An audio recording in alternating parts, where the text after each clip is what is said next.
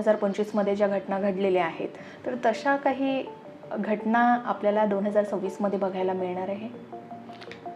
सहसा मला नकारात्मक बोलायला आवडत नाही. येस. परंतु काय असतं ना, जेव्हा स्थिती दिसते समोर मोठा खड्डा आहे तर आपण तो नाही असं म्हणू शकत नाही.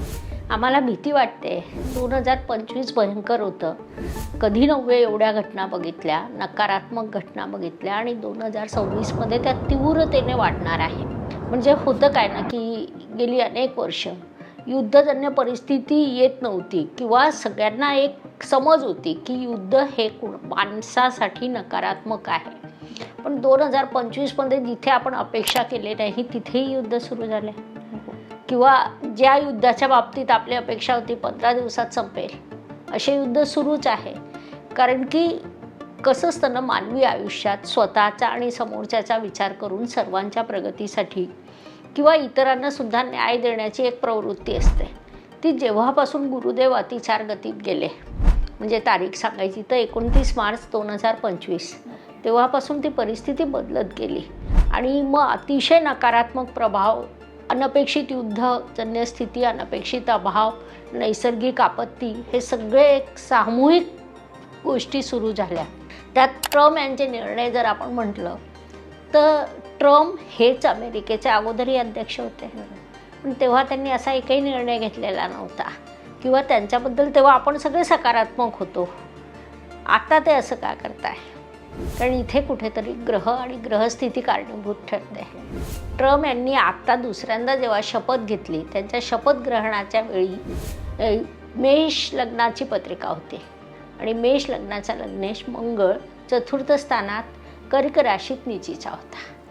त्याचा अत्यंत दुष्प्रभाव झाला आणि तो एक कुलनाशक योग तयार झाला. जसं कुलदीपक योग अत्यंत सकारात्मक असतो, तसा तो कुलनाशक योग निर्माण झाला. आणि तिथून एक प्रक्रिया सुरू झाली की अमेरिका डाऊनफॉलकडे जायला लागेल. म्हणजे अमेरिकेचं बऱ्यापैकी डाऊनफॉल दिसतंय. हे 2026 एका वर्षात लगेचच होईल का? तर तसं नाही, पण टप्प्याटप्प्याने होत राहील. आणि गुरुदेवांचे जे 8 वर्ष अतिचार गतीचे आहे, त्या काळात हे सगळं घटना क्रमबद्ध घडेल आणि अमेरिका खाली आणि भारत हळूहळू महासत्तेकडे जाणार. तर ह्या सगळ्या घटना घडणार आहे आणि 2026 त्याचे तीव्र स्वरूप समोर येतील. नैसर्गिक आपत्ती होतील, अपघात होतील, आपण अपेक्षा केलेल्या नाही असे अपघात आणि नैसर्गिक आपत्ती.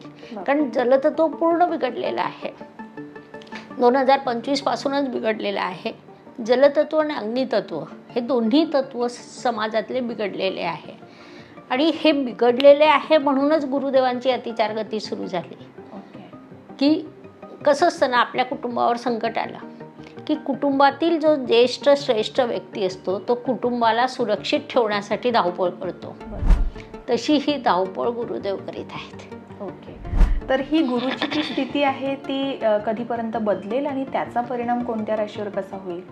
अच्छा, गुरुची ही स्थिती हा खरं तर खूप मोठा अभ्यासाचा विषय आहे. तो 14 मे 2025 पासून गुरुदेवांची अतिचार गती सुरू झाली. ती 8 वर्षांसाठी आहे.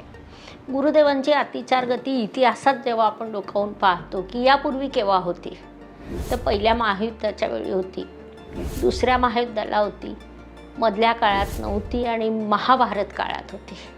म्हणजे महाभारत काळात जेव्हा गुरुदेवांची अतिचार गती सुरू होती तेव्हा साक्षात भगवान श्रीकृष्णसुद्धा युद्ध थांबवू शकले नाही. त्या काळात ती गुरुदेवांची अतिचार गती होती. म्हणजे 8 वर्ष हे युग परिवर्तनाचं आहे. खूप मोठं परिवर्तन देशात, समाजात, जगात सर्वत्र होणार आहे आणि त्याला कोणी थांबवू शकत नाही. कारण हे 8 वर्ष खूप संघर्षाचे आहेतच.